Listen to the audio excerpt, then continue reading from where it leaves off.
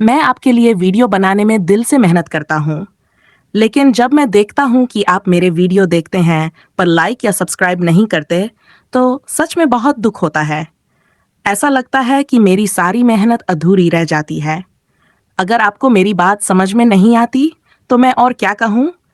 बस यही उम्मीद है कि एक दिन आप मेरी मेहनत को समझेंगे और उसका सम्मान करेंगे। नन्ही जिने ने पेड़ के नीचे अपने साथी को न पाकर पहले थोड़ी उलझन महसूस की। उसकी भोली आंखें हर तरफ उसे ढूंढने लगीं, लेकिन जब कहीं भी वह नजर नहीं आया, तो उसके मन में बेचैनी ने घर कर लिया। आवाजें सुनकर उसने छत से उस ओर दौड़ लगाई। जब वह वहां पहुंची, तो उसकी छोटी सी दुनिया ठहर गई। कुछ बड़े लड़के उसे घेर कर बातों से जख्म दे रहे थे।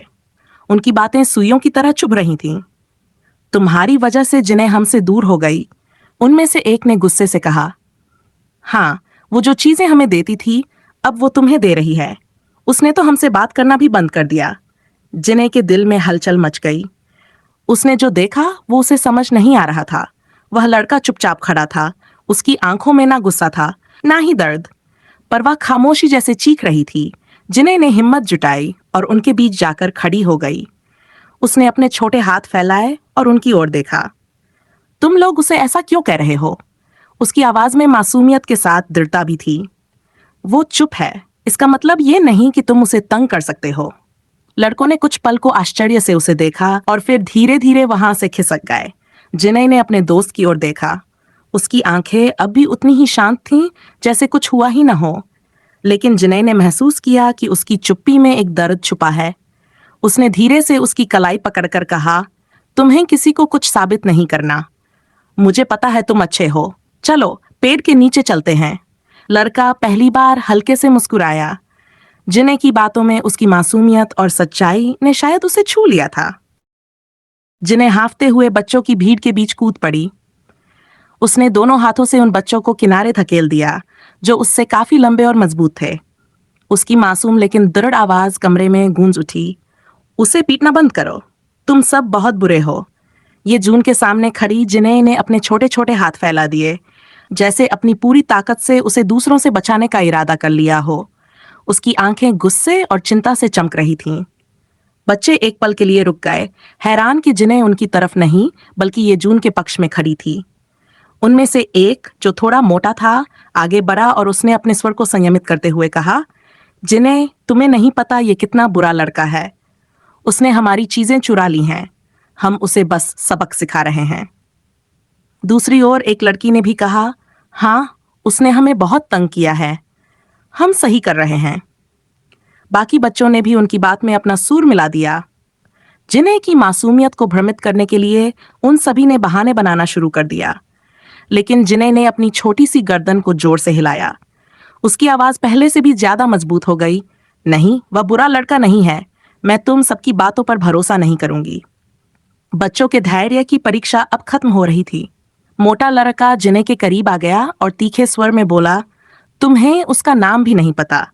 तुम हमारी बातों के बजाय उसकी बातों पर कैसे भरोसा कर सकती हो? जिन्हें थोड़ा सहम गई, लेकिन तुरंत खुद को संभालते हुए बोली, अगर मुझे उसका नाम नहीं पता, तो मैं खुद उसका नाम रखूंगी। वह ये जून की ओर मुड़ी और उसकी आंखों में झांकते हुए धीरे से बोल, रयू। मैं तुम्हें रयू कहूंगी। ये जून, जिसे अभी अभी नया नाम मिला था, उसे असमंजस में घूर रहा था। बच्चों का झुंड ये सुनकर हंसने लगा। उनमें से एक ने चिढ़ाते हुए कहा, उसका नाम रयू नहीं, ये जून है। जिन्हें ने गुस्से में अपने छोटे छोटे पैर पटके और दृढ़ता से कहा, मुझे परवाह नहीं, मैं उसे रयू कहूंगी। फिर उसने ये जून का हाथ पकड़ा और उसे वहां से दूर ले गई। वह उसे सीधा अपनी मां के पास ले आई। श्रीमती जिन, जो ये जून के चोटिल चेहरे को देखकर सिहर गई, तुरंत मरहम लगाने लगीं। उनकी कोमल उंगलियों ने उसके जख्मों को धीरे धीरे सहलाया। तभी जिन्हें के अंदर जमा हुआ सारा तनाव बाहर निकल आया। वह फूट फूट कर रोने लगी।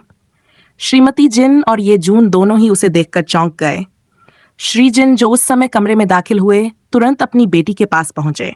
क्या हुआ जिन्हें? किसने तुम्हें परेशान किया? जिन्हें ने अपने आंसुओं के बीच ये जून की ओर इशारा किया और सुबकते हुए कहा, रयू रो नहीं रहा। उसे दर्द हो रहा होगा, इसलिए मैं उसके लिए रो रही हूं। श्री और श्रीमती जिन एक पल के लिए अवाक रह गए। ये जून ने हल्के से जिने के आंसू अपनी आस्तीन से पोंछे और पहली बार धीमी आवाज में कहा, चॉकलेट। जिने ने उसकी बात सुनकर अपनी जेब टटोली और चॉकलेट निकाली। रयू, ये मेरी सबसे पसंदीदा चॉकलेट है। इसका स्वाद बहुत अच्छा है। ये जून, जिसे मीठा बिल्कुल पसंद नहीं था, चुपचाप चॉकलेट को खोला और खा लिया। मिठास उसके स्वाद से परे थी, लेकिन उसने जिने को देखकर मुस्कुराने की कोशिश की। इसका स्वाद बहुत अच्छा है। जिने खुशी से झूम उठी। मैंने कहा था ना, रयू, क्या तुम्हें और चाहिए? ये जून ना कहना चाहता था, लेकिन जिने की खुशी देखकर उसने सहमति में सिर हिला दिया। जिने ने तुरंत अपनी बाकी चॉकलेट भी उसे दे दी। श्रीमती और श्री जिन को यह देखकर झटका लगा, क्योंकि जिने कभी अपनी चॉकलेट किसी के साथ साझा नहीं करती थी। उस दिन सिन्हे और ये जून के बीच एक नाजुक लेकिन गहरा बंधन बन गया। जिने ने उसे बकवास कहानियां सुनानी शुरू की, और ये जून, जो पहले कभी नहीं बोलता था, धीरे धीरे उसकी बातों को सुनने और सराहने लगा।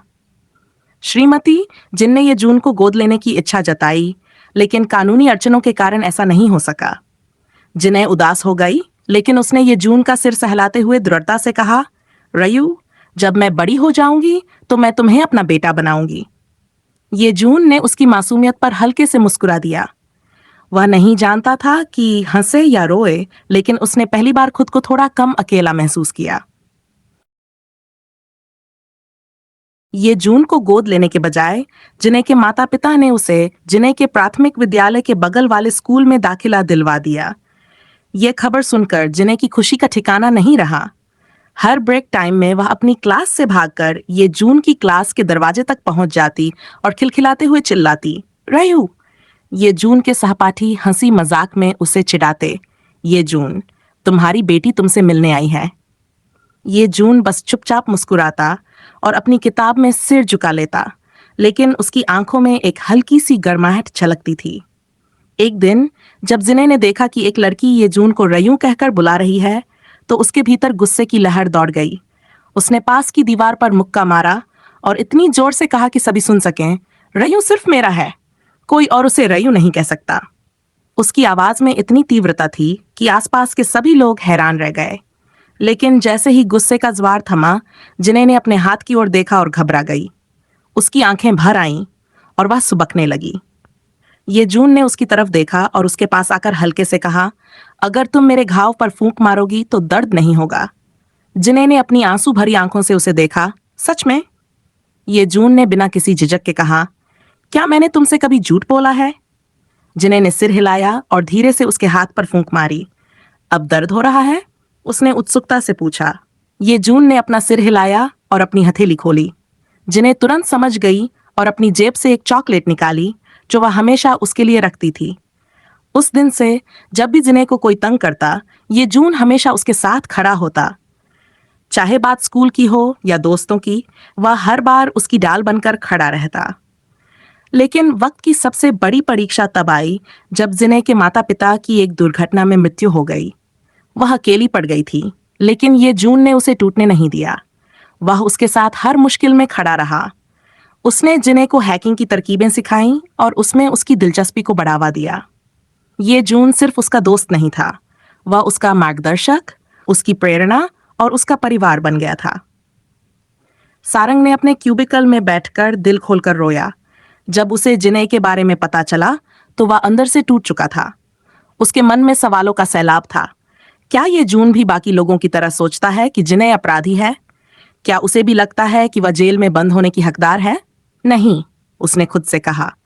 रयू को छोड़कर बाकी सब मुझ पर शक कर सकते हैं, लेकिन रयू कभी नहीं। सारंग को उम्मीद नहीं थी कि वह कभी ये जून को फिर से देख पाएगा। उसकी जानकारी के अनुसार ये जून विदेश में था और अपने व्यवसाय में व्यस्त था। लेकिन अब वह यहाँ नबी समूह में क्या कर रहा था? सारंग ने अपने चेहरे पर बचे आंसुओं को धोया और टिश्यू से पोंछते हुए वॉशरूम से बाहर निकली। उसके मन में एक सवाल बार बार उठ रहा था, क्या उसे ये जून को बताना चाहिए कि वह अब जिने नहीं है, बल्कि उसकी आत्मा सारंग के शरीर में है? लेकिन अगले ही पल उसने अपना सिर झटका। यह कौन मानेगा? यह तो बकवास जैसा लगता है। वह विचारों में खोई हुई थी जब अचानक किसी ने उसकी कलाई पकड़कर खींच लिया। उससे पहले कि वह कुछ समझ पाती, उसे कमरे के अंदर ले जाया गया और दीवार से सटा दिया गया। कमरे का दरवाजा बंद होने की आवाज गूंज उठी। उसने घबराई आंखों से देखा कि सामने सुंगजिन खड़ा था। उसका चेहरा गुस्से से तमतमाया हुआ था। सारंग हक्का बक्का रह गई। उसने ऐसा क्या किया था जो सुंगजिन उसे इस तरह कमरे में बंद कर देगा? सुंगजिन ने सारंग की लाल आंखों को देखा और उसके चेहरे पर एक सवाल उभर आया। क्या तुम रोई हो? सारंग ने उसकी तरफ बिना कोई प्रतिक्रिया दिए देखा और ठंडे स्वर में कहा, इससे तुम्हारा कोई लेना देना नहीं है। उसने उसे दूर धकेलने की कोशिश की, लेकिन सुंगजिन की पकड़ मजबूत थी। उसने उसकी कमर को कसकर थाम रखा था, जिससे सारंग को हिलने डुलने की कोई जगह नहीं मिली। सुंगजिन की आंखें अचानक गहरे विचारों में डूब गईं। उसे लगा जैसे वह किसी और की आंखों में देख रही हो, और फिर यह भी ख्याल आया कि वह 1 घंटे से ज्यादा वॉशरूम में रो रही थी। मैंने तुमसे पूछा था, क्या तुम रोई हो? क्या ये उसकी वजह से है? सारंग के अंदर गुस्से का तूफान उठा। वह पहले से ही बुरी हालत में थी और अब यह सवाल उसका धैर्य तोड़ रहा था। सुंगजिन ने देखा कि सारंग का ध्यान उससे हटने लगा था, तो उसने अपनी पकड़ और मजबूत कर दी। तुम मुझे चोट पहुंचा रही हो? सारंग की आवाज में हल्का सा दर्द था। यह सुनते ही सुंगजिन की आंखों में नरमी आ गई। उसने एक गहरी आह भरी और अपना चेहरा सारंग के कंधे पर टिका दिया। दूसरे आदमी को मत देखो, दूसरे आदमी के लिए मत रो। सारंग की धड़कन तेज हो गई। वह समझ नहीं पा रही थी कि इस स्थिति में क्या प्रतिक्रिया दे, लेकिन उसने चुप रहकर सिर हिलाया ताकि मामला और न बढ़े। सुंगजिन ने उसकी खुशबू को महसूस किया और उसने गहरी सांस ली, जैसे उसकी आत्मा को शांति मिल रही हो। कुछ पल बाद जब उसने सारंग के अकड़े हुए शरीर को महसूस किया, तो वह हंस पड़ा। फिर उसने धीरे से अपने होंठ उसके कान के पास लाकर कहा, चिंता मत करो, मैं अब तुम्हें नहीं खाऊंगा। सारंग की आंखें चौड़ी हो गईं। वह पूरी तरह से चौंक गई और बेकाबू होकर शर्माई। उसकी लाल आंखों ने उसे पीड़ा दी और उसने अपनी पलकें छूते हुए कहा, क्या उसने अभी अभी मुझे चूमा है? बियोम सेक ने सारंग से चिढ़ते हुए पूछा, क्या तुम्हें इस बात का यकीन है? जेबम ने सिर हिलाया और कहा, तुम्हें उसकी आंखें देखनी चाहिए थीं। मुझे नहीं पता कि मीटिंग रूम में क्या हुआ, लेकिन सारंग 1 घंटे से ज्यादा समय से गायब थी। हमारे बिग बॉस की आंखें जैसे भेड़िए की तरह थीं, जो अपने शिकार का इंतजार कर रहा था। बियोम सेक ने चुटकी लेते हुए पूछा, क्या तुम्हें लगता है कि हम तुम्हारी गॉड सिस्टर को बचा सकते हैं? जेबम ने गहरी सांस ली, हमें उसे बचाना ही होगा। सुंगजिन ने कमरे का दरवाजा खोला और अंदर दाखिल हो गया। एलेक्स को बुलाओ और उसे कल दोपहर 4 बजे तक गाउन तैयार करने के लिए कहो। जेबम और बियोमसेक उसके आदेश पर उसे पकड़े हुए थे। बियोमसेक ने जेबम से फुसफुसाकर पूछा, तुम्हारी आंखों में क्या लगता है वह बुरे मूड में है? जेबम ने सिर खुजलाया और कहा, बिग बॉस को क्या हुआ? अभी तो वह भेड़िए की तरह अपने शिकार को निगल चुका है। सुंगजिन ने मेज थपथपाते हुए कहा, मुझे लगता है कि जिने का मामला उतना आसान नहीं है जितना हम सोचते हैं। जैसा कि सुंगजिन ने अपने दोस्त की ओर देखा। उसकी आंखों में एक अजीब सी ठंडक थी। मैं चाहता हूं कि वह मुसीबत में पड़ जाए। बियोम सेक ने चौंकते हुए पूछा, तुम चाहते हो कि वह मुसीबत में पड़ जाए? उसकी आवाज में उलझन साफ थी। सुंगजिन ने हल्की सी मुस्कान के साथ कहा, मुझे मत बताना कि अगर वह मुसीबत में पड़ गई तो वह तुम्हें ढूंढने लगेगी। यही तुम्हारी योजना है ना? बियोमसेक की आंखें चौड़ी हो गई और वह सुंगजिन के चालाक चेहरे को देखकर चौंक गया। जेबम सही था। सुंगजिन सचमुच एक भेड़िया था जो अपने शिकार का इंतजार कर रहा था। बेचारा सारंग। वहीं दूसरी ओर सारंग ये जून के कमरे में घबराया हुआ घूम रहा था। क्या मुझे उसे सच बताना चाहिए? क्या वह मुझ पर विश्वास करेगा? वह परेशान हो रहा था। क्या होगा अगर वह मुझे मानसिक रूप से बीमार समझे? रुको, वह तो हमेशा जिने को मानसिक रूप से बीमार समझता था। जेबम ने उसे कमरे में घुसते हुए देखा और उसके पास आकर खड़ा हो गया। सारंग ने उसे देखा और मुस्कुराते हुए कहा, भाई। फिर उसने उसका हाथ पकड़कर उसे कोने में खींच लिया। जेबम के मन में हल्की सी खुशी हुई। भाई, ये जून यहाँ क्या कर रहा है? सारंग की आंखें उम्मीद से चमक रही थीं। भाई, जवाब दो, मुझे जानना है। जेबम ने गहरी सांस ली और कहा, वह हमारा निदेशक है। वह हाल ही में हमारी कंपनी में शामिल हुआ है। निदेशक? सारंग ने खुद से बुदबुदाया, क्या वह यहाँ शामिल होने के लिए बेवकूफ है? लेकिन यह आवाज जेबम ने सुन ली। क्या तुम उसे जानते हो? जेबम ने पूछा। सारंग ने सिर हिलाया, लेकिन जेबम की निगाहों से साफ था कि उसे उस पर विश्वास नहीं हो रहा था। मैं उसे व्यक्तिगत रूप से नहीं जानता, लेकिन जिन्हें उसे जानता था, सारंग ने धीमे से कहा, इतनी धीरे कि जेबम को ही सुनाई दिया। जिन्हें? जेबम ने चौंकते हुए पूछा। सारंग ने सिर हिलाया। उसने एक बार मुझसे उसके बारे में बात की थी। उसी समय ये जून का दरवाजा खुला और वह बाहर आकर लंच करने के लिए कैफेटेरिया की ओर बढ़ा। सारंग ने तुरंत कहा, भाई, क्या तुमने लंच किया है? जेबम जवाब देने से पहले सारंग ने उसे खींच लिया और कहा, अगर तुमने पहले ही खा लिया है तो कोई बात नहीं, बस एक बार फिर मेरे साथ खा लो, ये तुम्हारे लिए अच्छा होगा। जेबम को हंसी आ गई और वह दोनों को कैफेटेरिया में ले आया। जब दोनों लंच लेकर बैठे तो सारंग की नजरें इधर उधर घूम रही थीं और उसने देखा कि ये जून एक टेबल पर अकेला बैठा था। चलो, उसके साथ बैठते हैं। सारंग ने फिर से जेबम को पकड़ लिया और ये जून के सामने बैठ गया। ये जून को ये बिल्कुल पसंद नहीं आया।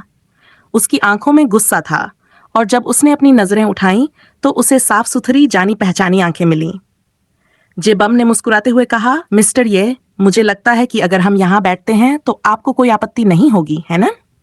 ये जून ने अंदर ही अंदर सोचा, अगर मैंने मना किया तो क्या तुम यहाँ से चले जाओगे? सारंग ने उसकी आवाज सुनते ही हंसी का एक हल्का सा धमाका किया और जेबम और ये जून ने एक साथ उसे देखा। सारंग ने हाथ हिलाया, माफ करना, मुझे अचानक एक चुटकुला याद आ गया, जारी रखो, खाना खाते रहो। ये जून ने उसकी बात को नजरअंदाज किया और अपने खाने पर ध्यान केंद्रित किया। सारंग ने खाना खाते हुए ये जून की तरफ देखा और उसे देखा कि वह असहज हो रहा था, लेकिन वह फिर भी खामोश रहा। जेबम ने मन ही मन महसूस किया कि शायद सारंग को इस नए निदेशक पर क्रश हो सकता है और उसकी आंखों में एक हल्की सी चिंता झलकी। उसने एक गहरी आह भरी, सोचते हुए कि उसके बॉस के पास सारंग के साथ कोई मौका नहीं है। ये जून ने अपना लंच खत्म किया और जैसे ही वह उठने वाला था, सारंग ने उसे रोक लिया। गाजर खप, सारंग ने बिना किसी हिचकिचाहट के कहा, अपनी प्लेट की ओर इशारा करते हुए। जेबम ने घबराकर अपने खाने पर ध्यान दिया, सोचते हुए, क्या सारंग भूल गई कि वह सिर्फ एक इंटर्न है? लेकिन ये जून, जो थोड़ी देर पहले ही हड़बड़ी में जा रहा था, रुक गया। उसकी आंखों में एक हल्की सी घबराहट थी। क्यों? क्या तुम्हें डर है कि तुम्हारी नाक स्नोमैन की गाजर की नाक जैसी हो जाएगी? ये जून के हाथ थोड़े कांपने लगे। क्या क्या कहा तुमने? उसकी आवाज में हल्का सा संदेह था, लेकिन सारंग की बात ने उसे एक चौंकाने वाली सोच में डाल दिया। सारंग ने एक बार फिर अपनी प्लेट की ओर इशारा किया, जैसे उसे आदेश दिया हो, और इस बार ये जून खुद को रोक नहीं पाया। वह चुपचाप बैठ गया और गाजर खाने लगा। जेबम, जो ये सब देख रहा था, सोच रहा था कि सच में सारंग में वो हिम्मत है कि वह निदेशक को भी चिढ़ा सके। ये क्या है? उसने दिल ही दिल में कहा।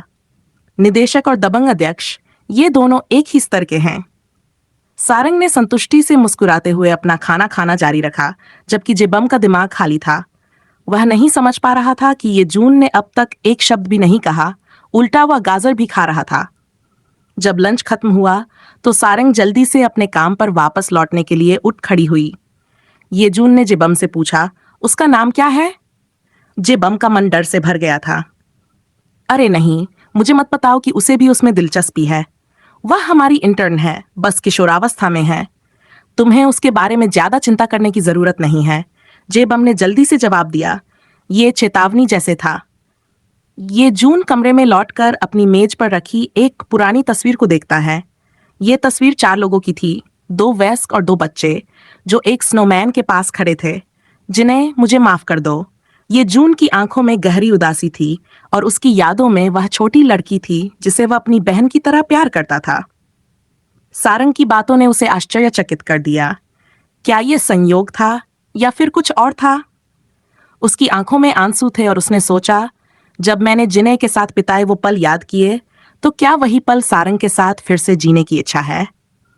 अगले दिन जब जेबम दस्तावेजों पर हस्ताक्षर करने के लिए सुंगजिन के कमरे में दाखिल हुआ, तो उसे एक अजीब सा तनाव महसूस हुआ। बियोम सेक ने उसके कंधे पर हल्के से थपथपाया। तुम्हें ऐसा नहीं करना चाहिए था, उसने आहिस्ते से कहा, जैसे कि वह कुछ जानता हो। जेबम उलझन में था। क्या किया? उसने हड़बड़ी में पूछा। बियोम सेक ने उसका चेहरा देखकर कहा, कुछ नहीं। क्या एलेक्स ने गाउन भेज दिया? हाँ, मैंने पहले ही सारंग को भेज दिया है। साथ ही मैंने हेनरी से उसका मेकओवर करवाने का भी प्रबंध किया है। जेबम ने सुंगजिन की ओर चुपके से देखा, सावधानी से जवाब दिया। बियोम सेक ने सिर हिलाया। देखो, उसने अच्छा किया। सिर्फ एक लंच था और वह उसकी गॉड सिस्टर है, इसलिए उसके साथ लंच करना गलत नहीं है। जे बम ने अपने आंसू चुपके से पोंछे। उसका दिल भारी था। अब उसे सुंगजिन की जानलेवा ऊर्जा और उसके रहस्यमयी वाइब्स को समझ में आ गया था। बॉस, ये दस्तावेज बहुत महत्वपूर्ण है। आपको तुरंत इस पर हस्ताक्षर करने होंगे। जेबम ने दस्तावेज की ओर इशारा करते हुए कहा। उसकी आवाज में एक दबाव था, जैसा कि वह जानता था कि हर एक मिनट कीमती है। हस्ताक्षर होते ही वह तेजी से कमरे से बाहर निकलने को बेताब था। बियोम सेक ने सिर हिलाते हुए कहा, मुझे विश्वास नहीं हो रहा कि जे परिवार का सदस्य तुमसे डरता है।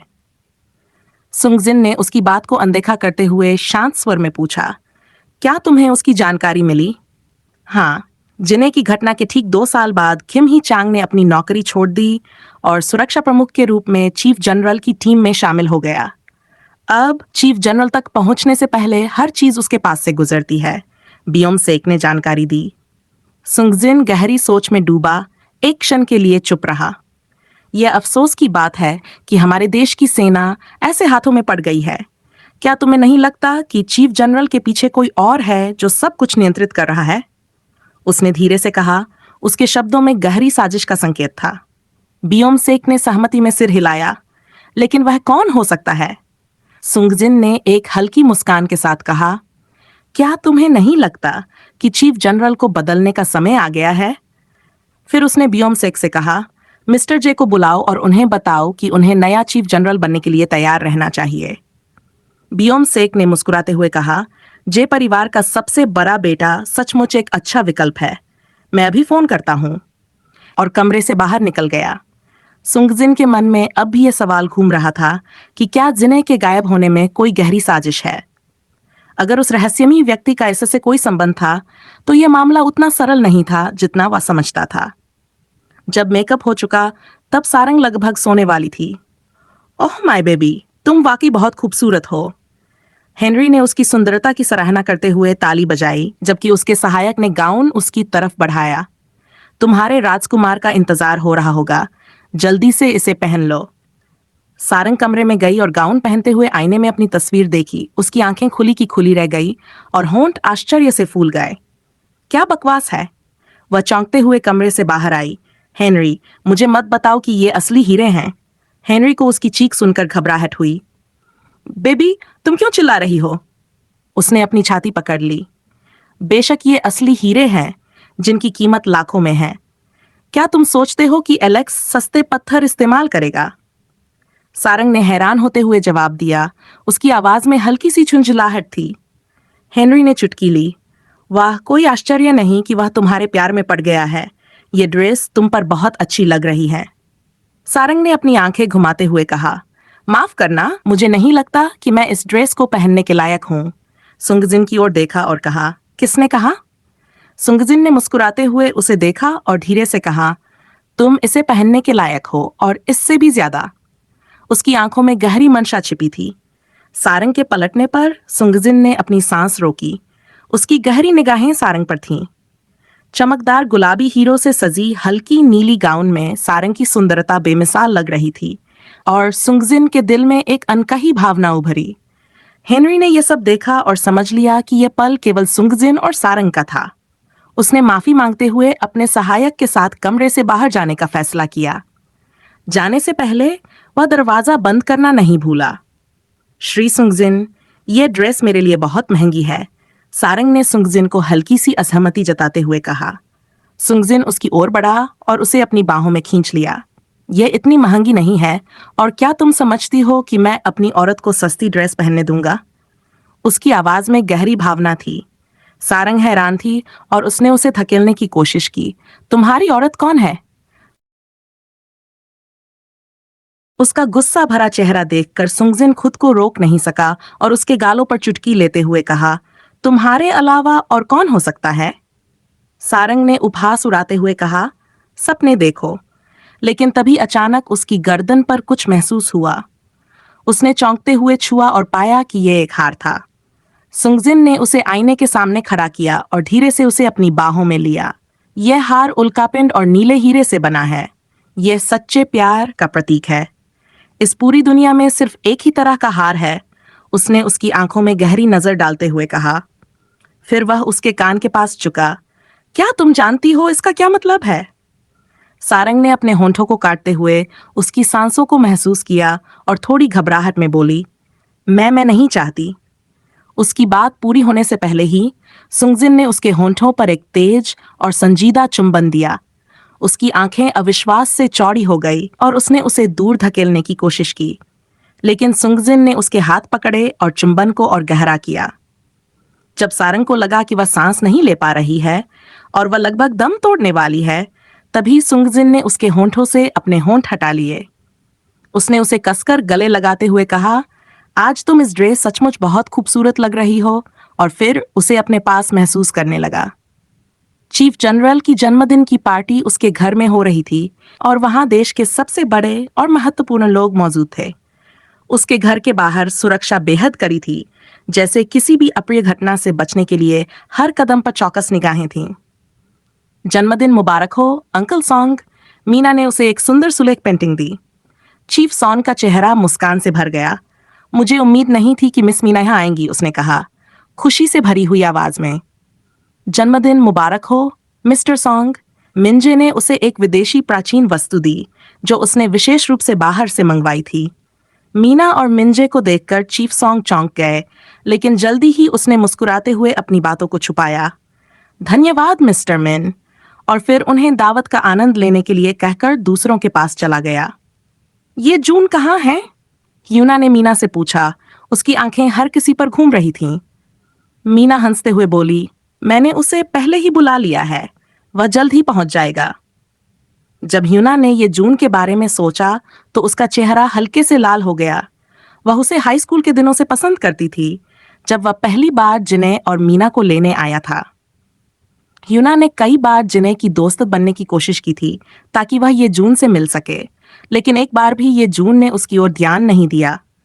उसका सारा ध्यान केवल जिने पर था और ह्यूना की भावनाओं की अनदेखी करता हुआ वह हमेशा उसे नजरअंदाज करता था। ह्यूना ने कड़ा इरादा किया था कि अब जिने का ध्यान खींचने वाला कोई और नहीं होगा, और उसने दिल से उम्मीद की थी कि जिने मर चुका होगा। वहीं दूसरी ओर सुंगजिन ने अपनी छोटी लोमड़ी सारंग की ओर एक नजर डाली। सारंग ने उसे पूरी तरह से नजरअंदाज कर दिया था। वह अभी भी उस पर गुस्से में थी, क्योंकि वह उसे जबरदस्ती चूमा था।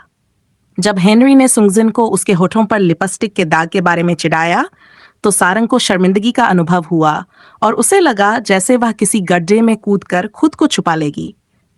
क्या तुम अब भी मुझसे नाराज हो? सुंगजिन ने धीरे से पूछा। उसकी आवाज में हल्की सी मिन्नत थी। सारंग ने गुस्से से उसकी ओर देखा और कहा, मिस्टर सुंगजिन, क्या तुम नहीं जानते कि तुमने जो किया वह यौन उत्पीड़न माना जा सकता है? यह सुनकर ड्राइवर लगभग नियंत्रण खो बैठा। यौन उत्पीड़न? उसकी सोच में गहरे सवाल उठे।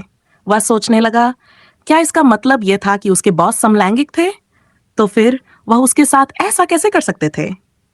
सुंगजिन ने धीरे से कहा, तुम मेरी गर्लफ्रेंड हो, इसे तुम्हारे प्रति मेरे प्यार का इजहार माना जा सकता है। उसने सारंग का हाथ पकड़ने की कोशिश की, लेकिन सारंग ने उसे थप्पड़ मार दिया। गर्लफ्रेंड? मुझे लगता है कि तुम्हें कुछ गलतफहमी हो गई है, उसने उसे चिढ़ाते हुए कहा।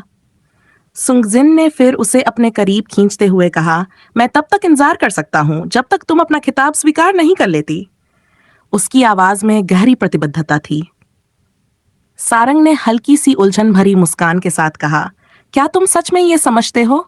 ड्राइवर ने राहत की सांस ली। तो वह समलैंगिक नहीं है। वह अब आश्वस्त हो गया था कि उसका बॉस उसके जैसे नहीं है। अब वह जानता था कि वह सुरक्षित है। जब वे कार्यक्रम स्थल पर पहुंचे, सुंगजिन ने कार से बाहर निकलते हुए सारंग का हाथ बढ़ाया, लेकिन सारंग ने उसे पूरी तरह से अनदेखा किया और अपनी ओर से बाहर निकल गई। तभी अचानक उसकी मुलाकात ये जून से हुई, जो उसे देख रहा था। ये जून की आंखें झपक उठीं जब उसकी नजर सारंग के बालों पर ट्यूलिप डिजाइन वाली हेयर क्लिप पर पड़ी। रयू, उसने हल्के से फुसफुसाया, जैसे वह यकीन नहीं कर पा रहा हो कि उसने ये सुना। सारंग ने फिर से वही नाम धीमी आवाज में कहा, रयू, जो सुंगजिन और ये जून दोनों ने स्पष्ट रूप से सुना। ये जून की आंखें अब पूरी तरह से चौड़ी हो गईं। वह गलत नहीं था। इस बार उसने निश्चित रूप से रयू कहा था। कल रात उसे सारंग के बारे में बहुत सी जानकारी मिली थी। उस जानकारी में आत्महत्या का प्रयास, टूटी हुई सगाई, एनएलयू में दाखिला और जू वॉन को हराने के बारे में सब कुछ था। पहले उसे शक था कि सारंग को जिने के बारे में कुछ पता हो सकता है, लेकिन उन सूचनाओं को पढ़ने के बाद उसे समझ में आया कि जिने और सारंग के बीच कोई संवाद नहीं था। फिर वह स्नोमैन की नाक वाली घटना के बारे में कैसे जानती थी? यह एक सवाल था जिसे वह नजरअंदाज नहीं कर सकता था। अब रयू के नाम ने पूरी तस्वीर को और भी उलझा दिया था। सुंगजिन को सारंग के चेहरे पर दिख रही उलझन और चिंता ने उसे गुस्से से भर दिया।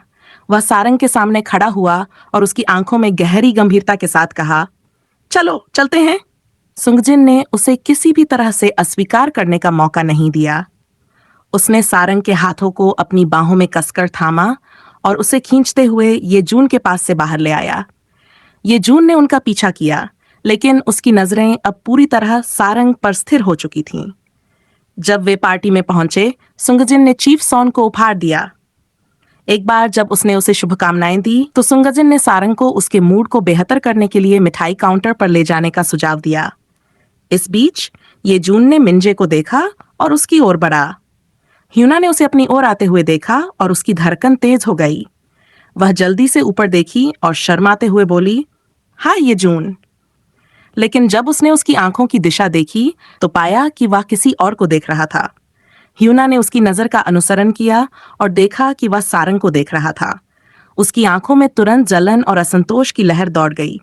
उसने मीना का हाथ हिलाया और फिर ये जून की ओर इशारा किया। क्या तुम सारंग को जानते हो? मीना ने ये जून से पूछा। उसकी आवाज में कुछ चिंता थी। सारंग का नाम सुनते ही ये जून ने मीना की ओर देखा। तुम उसे जानती हो? उसकी आवाज में हल्की सी अनिश्चितता थी।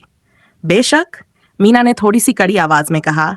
वह मेरी जूनियर है, बस इतना ही। उसकी भौहें सिकुड़ गई, जैसे उसे किसी तरह की असुविधा महसूस हो रही हो। मिंजे ने मीना की जटिल शक्ल को देखा और पूछा, क्या हुआ?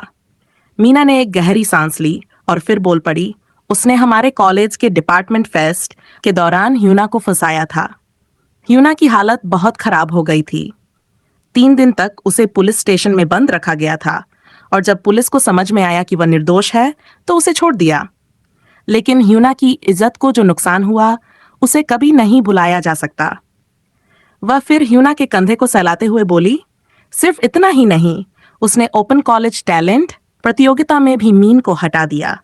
मीन की मेहनत की पूरी धज्जियां उड़ा दी। अगर ऐसा नहीं होता तो ट्रॉफी हमारी मीन की होती, लेकिन सारंग ने उसे ऐसा करने के लिए मजबूर किया क्योंकि वह हमारी मीन से बहुत जलती थी। वह हमेशा जीतती थी। मिंजे ने सारंग को देखा। उसकी आंखों में एक हल्की सी कोमलता थी, जैसे वह उसे बेहतर समझना चाहता हो। वह एकदम खिले हुए फूल की तरह लग रही थी और उसका मुंह फुलाए हुए चेहरा उसे एक पल के लिए चुप करा गया। मुझे लगता है कि वह ऐसा इंसान नहीं है, मिंजे ने धीरे से कहा।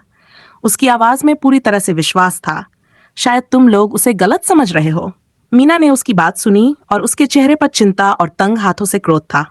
गलत समझा? उसने कहा। क्या तुम्हें पता है कि उसने मुझे और मेरी इज्जत को कैसे मटियामेट किया था? कैसे उसने मुझे सबके सामने नीचा दिखाया? उसने मेरी पूरी जिंदगी को उलट दिया। अब कोई मुझे सीनियर के तौर पर सम्मान नहीं देता। उसकी आंखों में आंसू थे और मिंजे ने यह महसूस किया। वह जानता था कि उसे जिने से वादा किया था कि वह उसकी अच्छी देखभाल करेगा और उसकी रक्षा करेगा। सारंग का दिल धड़कते हुए किसी और के दिल में दबी हुई सच्चाई को महसूस करने की कोशिश कर रहा था, लेकिन यह सब इतना उलझा हुआ था। मीना, जैसा कि तुमने कहा कि वह तुम्हारी जूनियर है, मुझे उम्मीद है कि तुम इसे बहुत गंभीरता से नहीं लोगी। आखिरकार वह एक छोटी लड़की है जो बस इस दुनिया को जीना चाहती है। इसे बहुत गंभीरता से मत लो। मिंजे ने मीना को समझाने की कोशिश की। उसकी आवाज में एक हल्की सी धैर्य थी, जैसे वह उसकी बातों को नरमी से समेटने की कोशिश कर रहा हो। ये जून ने मीना को ध्यान से देखा। अगर वह कल उस जानकारी को नहीं पढ़ता तो शायद वह मीना की बातों पर यकीन कर लेता, लेकिन अब स्थिति अलग थी। ये जून ने अपनी आंखें मीना से हटा दी और धीरे से सोचा, अगर जिन्ने की वजह से वह यहाँ नहीं होता तो शायद मैं पहले ही मीना से अपने संबंध तोड़ चुका होता। फिर उसने सारंग को देखा। तुम कब तक मुझसे नाराज रहोगी?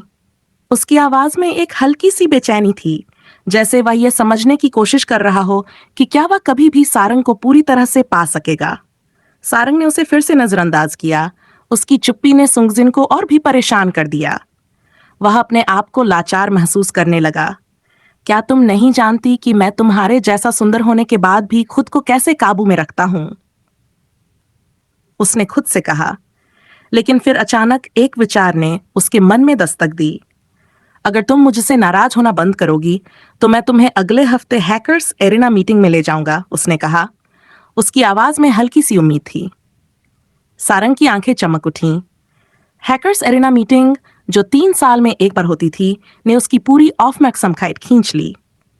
खासकर इस बार वे श्री किम को बुला रहे थे, जो एक प्रसिद्ध हैकर थे। सुंगजिन ने यह वादा किया था कि वह उसे एक दिन वहां ले जाएगा और वह वादा निभाने वाला था। सच में? सारंग खुशी से झूम उठी। उसकी आंखों में ताजगी और उम्मीद की चमक थी। सुंगजिन ने सिर हिलाते हुए मुस्कुराया।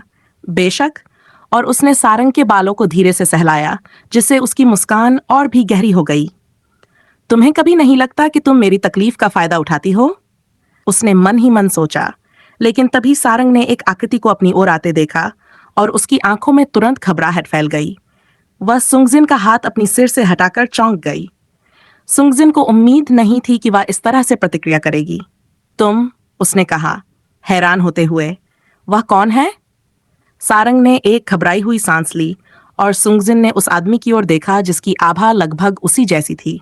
सुंगजिन ने सारंग को अपने पास खींच लिया। उसकी आंखों में सुरक्षात्मक भाव था। तुम कौन हो? उसने उस अजनबी से पूछा। उसकी आवाज में गंभीरता थी। इस पर सेओक चैन ने अपनी भौहें ऊपर उठाई और चौंकते हुए कहा, सारंग, इधर आओ। सारंग ने सुंगजिन से दूर होकर तुरंत सेओक चैन की ओर दौड़ने लगी। सुंगजिन अवाक रह गया। वह नहीं समझ पाया कि सारंग इतनी जल्दी क्यों चली गई। मैंने तुमसे पूछा था वह कौन है? सेओक चैन ने फिर से पूछा, और अब वह सुंगजिन को भी घूर रहा था। सारंग ने घबराते हुए जल्दी से कहा, बॉयफ्रेंड। और एक पल में सुंगजिन और सारंग दोनों ने एक साथ कहा, मेरा बॉस। सेओक चैन ने केवल सुंगजिन के उत्तर पर प्रतिक्रिया दी। उसकी आंखों में संदेह था। बॉयफ्रेंड, उसने पूछा, और फिर उसने बिना कुछ कहे सारंग से कहा, मेरे पीछे आओ। सारंग ने एक गहरी सांस ली। उसकी आंखों में हल्की सी घबराहट थी, लेकिन वह अपने भाई की आज्ञा मानते हुए चली गई। उसने अपने होंठ काटे और फिर आज्ञाकारी ढंग से सेओक चैन के पीछे चल दी। यह खत्म हो चुका है, सारंग ने सोचा। उसकी आंखों में घबराहट थी। वह सोच रहा होगा कि मैं लड़कों के साथ खेल रही हूं। उसने घबराते हुए सुंगजिन की ओर देखा, फिर अपने भाई को पकड़ने के लिए दौड़ी। सुंगजिन के मन में यह सवाल उभरा कि क्या वह आदमी सच में सारंग का जैविक भाई सेओक चान था। उसने बियोम सेओक को कोसा कि उसने सारंग के बारे में उसे सही जानकारी नहीं दी। बियोम सेक, जो शांति से खाना खा रहा था, अचानक एक जोर से छींकने लगा। यह जे बम ही होगा जिसने मुझे श्राप दिया होगा, उसने चिढ़ते हुए कहा, जैसे वह किसी अनचाही परेशानी में फंस गया हो। वहीं दूसरी ओर मीना और उसके समूह ने देखा कि सारंग एक अजनबी का पीछा कर रही थी और वह दूसरे आदमी का चेहरा नहीं देख पा रही थी। उनकी बातें सुनने का समय नहीं था, लेकिन यह साफ था कि सारंग किसी मुसीबत में थी। वह सेक चान ही होगा, है ना? ह्यूनाह ने तुरंत पहचान लिया। हाँ, तुम सही हो। मीना ने भी उसे पहचाना। मिंजे ने उस व्यक्ति की ओर देखा और फिर उनकी ओर मुड़ा। सेक चान, अरोरा इंटरनेशनल का उपाध्यक्ष? उसने पूछा। उसकी आवाज में संदेह था, जैसे ये खबर उसके लिए चौंकाने वाली हो। हाँ, यही वही है। उसके पिता चाहते थे कि सोक चैन कंपनी का अध्यक्ष बने। वह एक संभावित लड़का है। मुझे नहीं लगता था कि वह इस तरह की लड़की के साथ शामिल होगा, मीना ने बताया। उसकी आवाज में थोड़ी घृणा और हैरानी थी।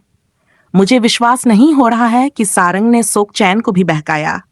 वह तो सिर्फ एक छात्रा थी जो सोक परिवार के पैसे से पढ़ाई करती थी। वह सोक चैन की औरत कैसे बनना चाहती है?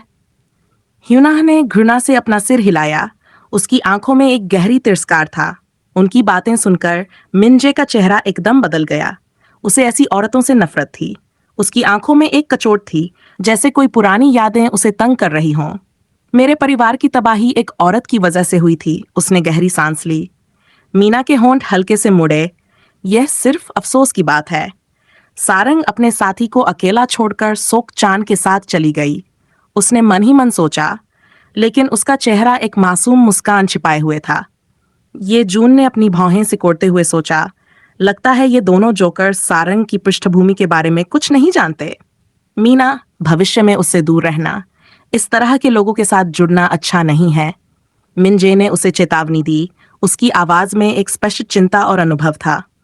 मीना ने मुस्कुराते हुए सिर हिलाया। मुझे पता है वह मेरी परवाह करता है। बस थोड़ा और समय, वह पूरी तरह से मेरे प्यार में पड़ जाएगा, उसने आत्मविश्वास से कहा। लेकिन उसकी आंखों में कुछ संकोच था, जैसे वह खुद अपने शब्दों को मानने की कोशिश कर रही हो। सारंग ने अपने भाई को घबराए हुए देखा और उसकी आस्तीन खींची। भाई, उसकी आवाज में बेचैनी और डर था। सोक चांद ने उसे अनदेखा कर दिया, जैसे वह पूरी तरह से अपनी दुनिया में था। सारंग ने एक लंबी सांस ली और फिर से कहने की कोशिश की, भाई, मुझ पर भरोसा करो, वह सिर्फ मजाक कर रहा था। हम दोनों का बॉस और अधीनस्थ के अलावा कोई रिश्ता नहीं था। सोक चांद ने उसकी ओर रुख किया। तुम्हारा और कांग हवान का क्या रिश्ता है? उसकी आवाज में गंभीरता थी, जैसे वह सच में जानना चाहता हो। सारंग चौंक गई। कांग हवान? वह 2 दिन पहले अपने माता पिता के साथ हमारे घर आया था और कहा कि वह तुमसे सगाई करना चाहता है, सोक चांद ने बताया। उसकी आंखों में थोड़ी सी हैरानी और गुस्सा था। सारंग का चेहरा गुस्से से लाल हो गया। क्या वह पागल हो गया है? उसने मुझसे सगाई करने की हिम्मत कैसे की? भाई, मेरा विश्वास करो, मेरे मन में उसके लिए कोई भावना नहीं है।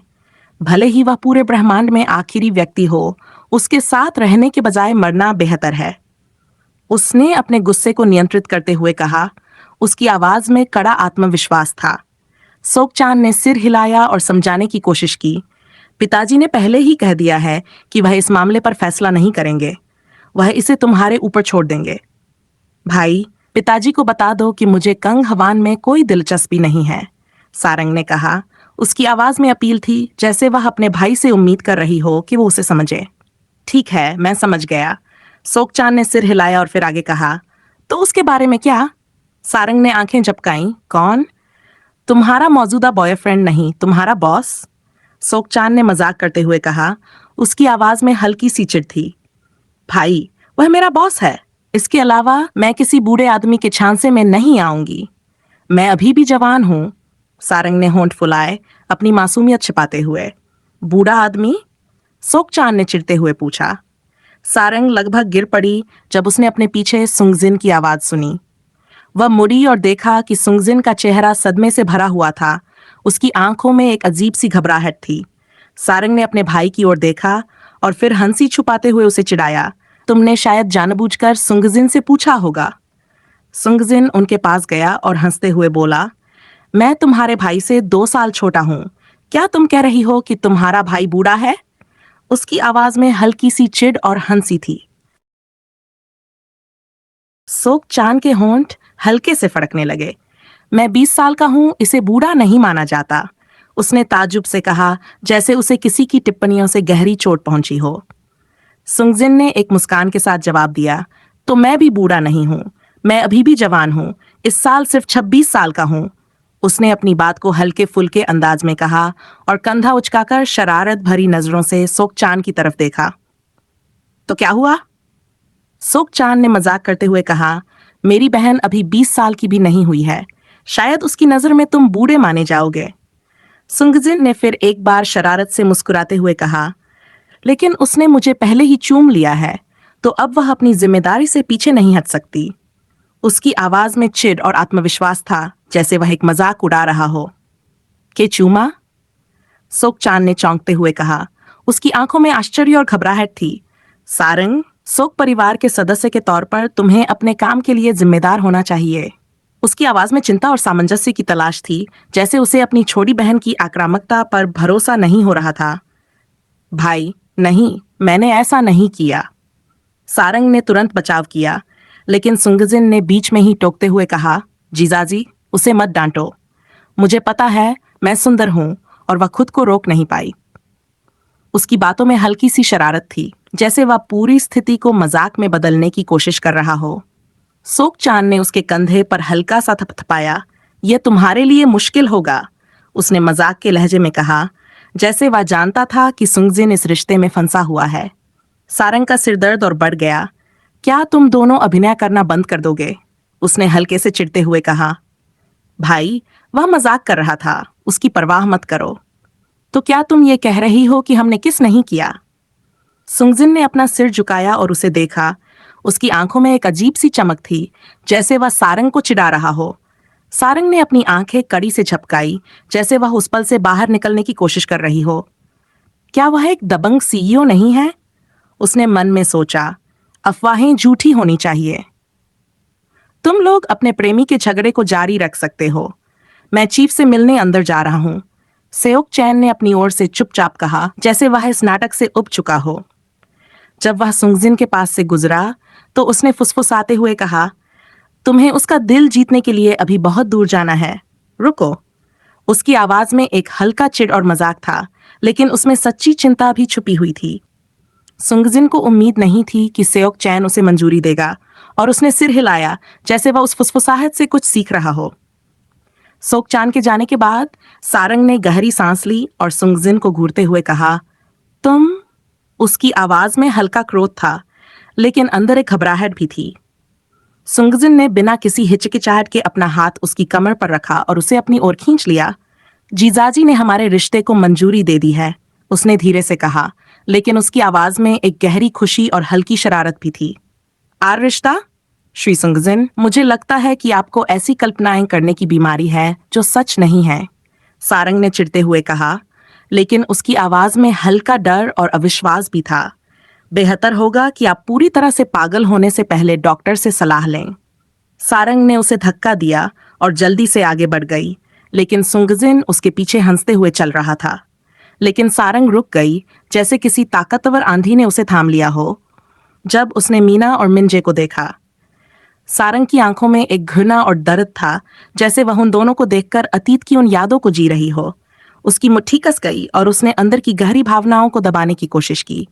मिंजे, उसने गहरी सांस ली। उसकी आवाज में एक कचोट थी। उसकी वजह से मीना ने मुझे मार डाला। छाती में चाकू घोंपने के दर्द से उसे सांस लेना मुश्किल हो रहा था। ये दोनों उसकी जिंदगी के सबसे काले पन्ने थे। सुंगजिन ने देखा कि उसका शरीर कांप रहा था और वह जल्दी से उसके पास गया।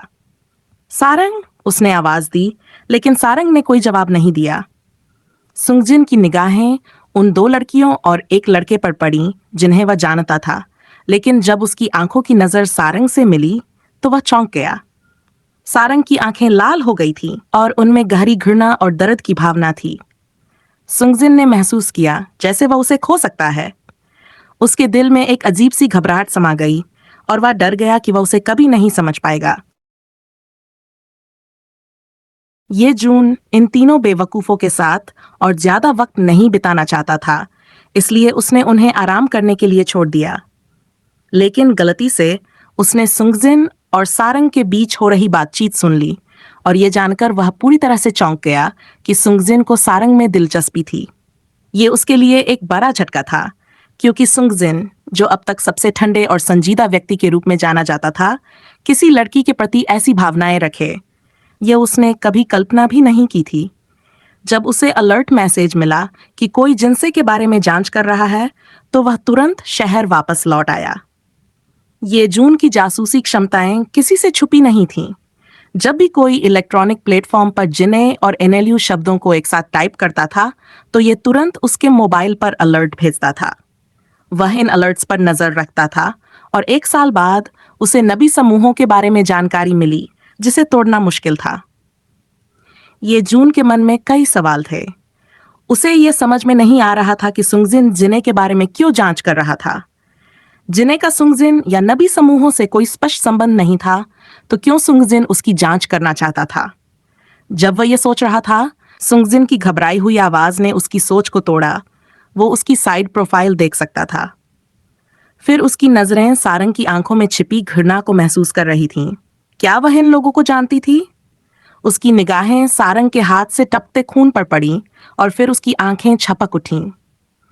जैसे ही उसने कुछ करने की कोशिश की, सुंगजिन ने फिर से उसे टोका।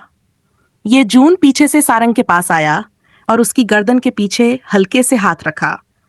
जैसे ही सुंगजिन ने ये देखा, उसकी आंखों में अविश्वास और स्तब्धता का भाव था। ये जून ने नाराज होकर कहा, उसे अस्पताल ले जाओ। सुंगजिन जैसे ही होश में आया, उसने सारंग को संभालते हुए पार्किंग की ओर कदम बढ़ाए। उसकी हालत देखकर ऐसा लग रहा था कि वह पूरी तरह से घबराया हुआ था, जैसे उसे सचमुच डर था कि वह उसे खो न दे। चलो मेरी कार लेते हैं, ये जून ने कहा और उन्हें अपनी कार तक ले गया। उसने कार का दरवाजा खोला और सुंगजिन को अंदर बैठने का इशारा किया। फिर वह ड्राइवर सीट पर बैठा और कार को स्टार्ट किया। ये जून ने रियर व्यू मिरर में सुंगजिन को देखा। सुंगजिन सारंग को अपनी जान से भी ज्यादा कसकर पकड़े हुए था। उसकी आंखों में एक बेचैनी और गहरी चिंता थी, जैसे वह कुछ बहुत महत्वपूर्ण खोने जा रहा हो। तेज चलाओ, सुंगजिन ने चिल्लाते हुए कहा। उसकी आवाज में घबराहट थी, जैसे वह किसी की मौत को अपनी आंखों के सामने देख रहा हो। उसकी आंखों में सारंग की पीली, जानलेवा सी त्वचा देखकर उसकी जान आफत में डालने की घबराहट थी। ऐसा लग रहा था जैसे वह सच में उससे बेपनाह प्यार करता था और अब उसे खोने का डर उसे पूरी तरह से तोड़ चुका था। सुंगजिन कौन था? यह सवाल था जो ये जून के मन में बार बार गूंज रहा था। सुंगजिन जो कभी भी किसी पर दया नहीं दिखाता, कभी भी अपनी भावनाओं को नहीं खोता, आज अपनी पूरी दुनिया से बेखबर होकर एक लड़की के लिए इतना बेचैन था। वह देश का सबसे निर्दयी और खतरनाक व्यक्ति था, जो अपने दुश्मनों पर कोई दया नहीं दिखाता था। उसके परिवार में हर कोई उसे नाराज करने से डरता था। वे उससे दूर रहते थे, अपनी बातों में बेहद संभल कर रहते थे।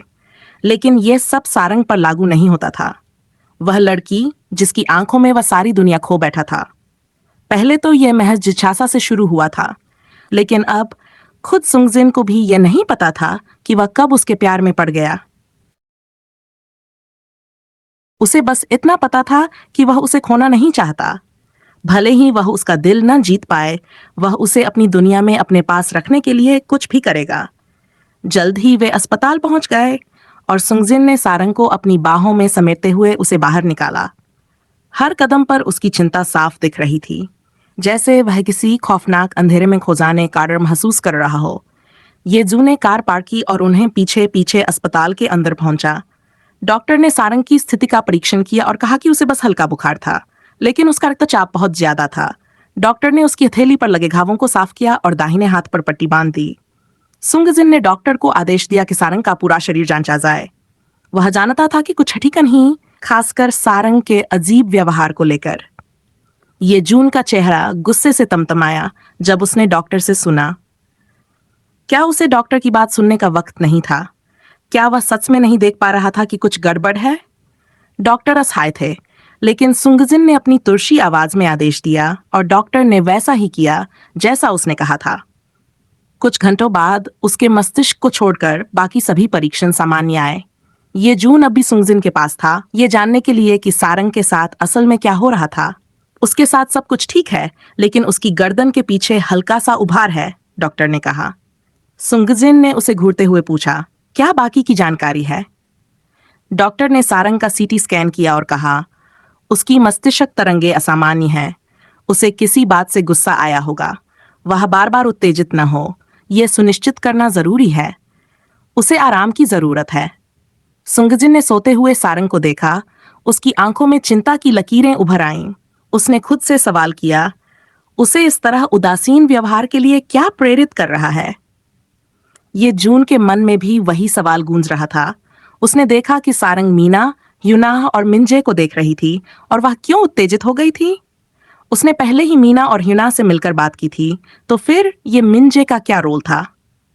सुंगजिन ने तुरंत ये जून से पूछा, मीना और यूनाह के साथ वह आदमी कौन था? ये जून को यह सुनकर झटका लगा। दोनों के शक सच थे। सारंग मिंजे की वजह से उत्तेजित थी, लेकिन वह उससे कैसे जुड़ी थी? मेरे सवाल का जवाब देने से पहले तुम जिने के बारे में क्यों जांच कर रहे हो? सुंगजिन ने अपनी आंखों में तीखापन भरते हुए पूछा। अब तक ये जून का सामना करना बेहतर था और सुंगजिन को यह एहसास हुआ कि उसकी जिज्ञासा और शक सही था। मैं जिने का दोस्त हूं, ये जून ने सहजता से उत्तर दिया, जैसे उसे इस सवाल का कोई असर नहीं पड़ा। सुंगजिन कुछ पल के लिए चुप हो गया, ये सोचते हुए कि क्या वह दोस्त है या दुश्मन। लेकिन इससे पहले कि वह और कुछ पूछ पाता, अचानक सारंग ने जोर से चिल्लाना शुरू किया। नहीं, मुझे मत मारो। तुम मेरे साथ ऐसा कैसे कर सकते हो? सारंग ने उस दिन का सपना देखा जब मीना ने उसे चाकू मारा था और उस दर्दनाक याद को फिर से महसूस किया। सारंग, सब ठीक है, सब ठीक है। सुंगजिन ने उसे अपनी बाहों में समेटते हुए कहा। उसकी पीठ थपथपाई, जैसे वह उसे किसी भी हाल में सुरक्षित रखना चाहता हो। वह उसे बार बार वही शब्द कहता रहा, सब ठीक है। और सारंग ने अनजाने में उसकी शर्ट पकड़ ली, जैसे उसे उस आवाज की आवश्यकता हो जो अंधेरे में एक उम्मीद की किरण की तरह काम कर रही थी। सारंग ने अपनी आंखें खोली और सुंगजिन के चेहरे को देखा। उसकी आंखों में चिंता, प्यार और राहत का मिश्रण था। बिना सोचे समझे उसने उसे कसकर गले लगा लिया और जोर से रो पड़ी। ये जून की आंखों में एक पल के लिए सारंग में जिने की छवि गायब हुई और वह पूरी तरह से यकीन करने लगा कि सारंग में जिने की यादें और भावनाएं समाहित हैं। वह कैसे जानता था? वह भी ठीक उसी तरह रोता था जैसे जिने कभी रोया करता था। जिने जब भी रोती थी तो उसे हमेशा किसी न किसी चीज को पकड़कर अपनी तसल्ली ढूंढने की आदत थी। वही आदत सारंग में भी दिखी जब वह अपनी आंखों में आंसू लिए चुपचाप सोने की कोशिश कर रही थी। कुछ देर बाद सारंग ने खुद को शांत किया और जैसे ही उसकी नजर ये जून पर पड़ी, वह बोली, रयू। ये जून ने यह सुनकर चौंकते हुए पलटकर देखा। उसने कभी उम्मीद नहीं की थी कि सारंग उसे इस नाम से पुकारेगी। वह तुरंत उसके पास गया और उसकी बाहों को हल्के से पकड़ लिया। तुम कौन हो? उसने चुपके से पूछा। उसकी आवाज में थोड़ी सी उलझन और ताजुब था। सुंगजिन ने देखा और जब ये जून ने सारंग को छुआ तो वह घबराया। उसकी आवाज कठोर हो गई, मिस्टर, ये थोड़ी सख्ती दिखाओ। लेकिन ये जून ने उसे नजरअंदाज करते हुए सारंग से पूछा, तुम्हें रियू के बारे में कैसे पता चला? क्या तुम्हें यह भी पता है कि जिने कहाँ है? सारंग ने उसकी आंखों में देखा जो उम्मीद से चमक रहे थे और उसके दिल में कुछ कचोटने सा महसूस हुआ। वह चाहती थी कि वह सच बताए, लेकिन उसके अंदर ये बताने की ताकत नहीं थी कि जिने अब इस दुनिया में नहीं रही। कुछ देर चुप रहने के बाद उसने धीरे से कहा, नहीं, मुझे नहीं पता कि वह कहाँ है। तुम्हें रयू के बारे में कैसे पता चला? ये जून ने उसकी बातों को समझने की कोशिश की, लेकिन उसकी आंखों में संदेह था। सारंग ने अपनी होंठ काटते हुए बिना किसी झिझक के वही पुरानी कहानी फिर से दोहराई जो उसने सबको बताई थी। ये जून ने उसे खामोशी से सुना और फिर बिना कुछ कहे कमरे से बाहर चला गया। सारंग की आंखें दरवाजे की ओर लगी थीं। उसे एहसास हो रहा था कि वह किसी से भी झूठ बोल सकती है, लेकिन ये जून के सामने वह सच नहीं छुपा सकती थी। सुंगजिन, जो पहले से ही परेशान था, अब और चिढ़ गया। सारंग, मैं भी एक इंसान हूं। मुझे भी जलन होती है जब मेरी लड़की किसी और को देखती है। सारंग को यह याद आया कि वह अभी भी सुंगजिन की बाहों में थी। उसने कमजोर होते हुए उसे दूर करने की कोशिश की, लेकिन उसका शरीर ऐसा नहीं करने की अनुमति दे रहा था। अपनी ऊर्जा बर्बाद करना बंद करो, एक अच्छा व्यवहार करो और आराम करो। सुंगजिन ने उसे बिस्तर पर लेटाया और खुद भी उसके पास आकर लेट गया। सारंग ने अपनी जगह बदलने की कोशिश की, लेकिन सुंगजिन की आवाज ने उसे रुकने पर मजबूर कर दिया। मैंने अपनी सारी ऊर्जा तुम्हारे ऊपर खर्च कर दी है। अब मुझे कुछ देर आराम करने दो। उसने सिर उसके सिर पर रखा और सारंग ने महसूस किया कि उसकी सारी घबराहट जैसे धीरे धीरे दूर हो रही थी। वह अब उसके साथ महसूस कर सकती थी, एक अजीब सी शांति के साथ, जैसे उसने उसे अकेला छोड़ दिया हो। जब वह थोड़ा और आराम करने लगी तो सुंगजिन ने उसकी तरफ मुस्कुराते हुए अपनी बाहों को और कस लिया। उसकी खुशबू से एक सुकून का एहसास हुआ और वह खुद को सुरक्षित महसूस करने लगा।